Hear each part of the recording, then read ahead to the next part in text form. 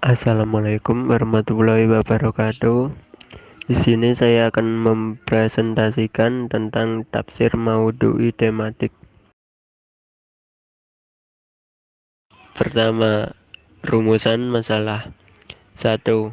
Apa definisi terjemah, takwil, dan tafsir? 2. Apa definisi tafsir maudhu'i? 3. Bagaimana metode tafsir maudhu'i?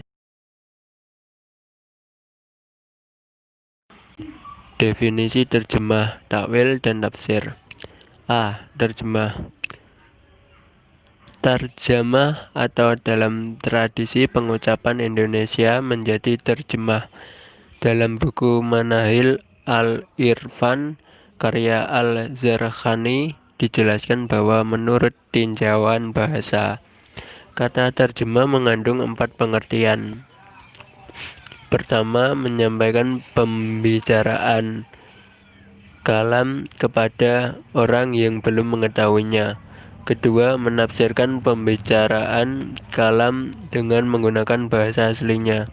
Ketiga, menafsirkan pembicaraan dalam dengan bahasa lain yang bukan bahasa aslinya. Keempat, pemindahan pembicaraan kalam dari suatu bahasa ke dalam bahasa yang lain. B. Takwil. Secara bahasa, takwil bermakna kembali kepada asalnya, seperti firman Allah dalam surat Al-Kahfi ayat 82, yaitu Zalika ta'wilu ma'lam tasti' alaihi sabara. Artinya, itulah takwil, apa yang kamu tidak mampu atasnya bersabar. Surat Al-Kahfi ayat 82.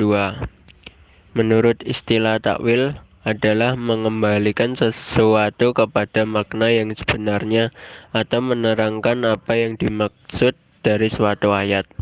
Namun, menurut para ulama mutaakhirin, yang dimaksud takwil merupakan suatu bentuk pengalian makna suatu ayat kepada makna lain yang dimilikinya, di mana makna tersebut tidak bertentangan dengan kandungan Al-Quran dan hadis serta dikenal dalam istilah Arab.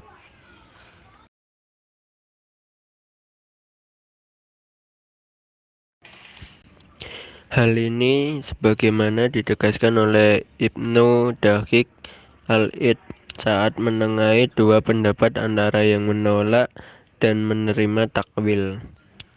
Lebih jelasnya, takwil dapat dicirikan sebagai berikut. 1. Suatu lafaz yang tidak difahami secara literal atau zahir. 2. Makna yang difahami dari lafaz tersebut adalah makna yang juga dimiliki oleh lafaz itu sendiri. 3. Makna yang dimiliki lafaz tersebut tidak bertentangan dengan nas Al-Quran dan hadis. Pengalian makna lafaz tersebut didasarkan kepada petunjuk yang ada dalam kurung dalil. Hal ini sebagaimana ditegaskan oleh banyak pakar. C. Tafsir. Kata tafsir adalah bentuk masdar dari fasara yufasiru, mengandung pengertian, penjelasan, dan keterangan. Kata tafsir berarti menerangkan sesuatu yang masih samar serta menyingkap sesuatu yang tertutup. Pada dasarnya, pengertian tafsir berdasarkan bahasa tidak akan lepas dari kandungan makna al-idhah, al-hayan, al-kasif, al-idhar, al-ibanah. Adapun mengenai pengertian tafsir berdasarkan istilah, para ulama mengemukakannya dengan redaksi yang berbeda. Menurut Al-Kilabi dalam At-Tasil, tafsir adalah menjelaskan Al-Quran, menerangkan maknanya, dan menjelaskan apa yang dikehendaki nas, isyarat, atau tujuannya. Menurut Al-Jaizairi dalam Sahih At-Tauji, tafsir pada hakikatnya adalah menjelaskan kata yang sukar dipahami oleh pendengar, sehingga berusaha mengemukakan sinonimnya atau makna yang mendekatinya, atau dengan mengemukakan salah satu dilalahnya.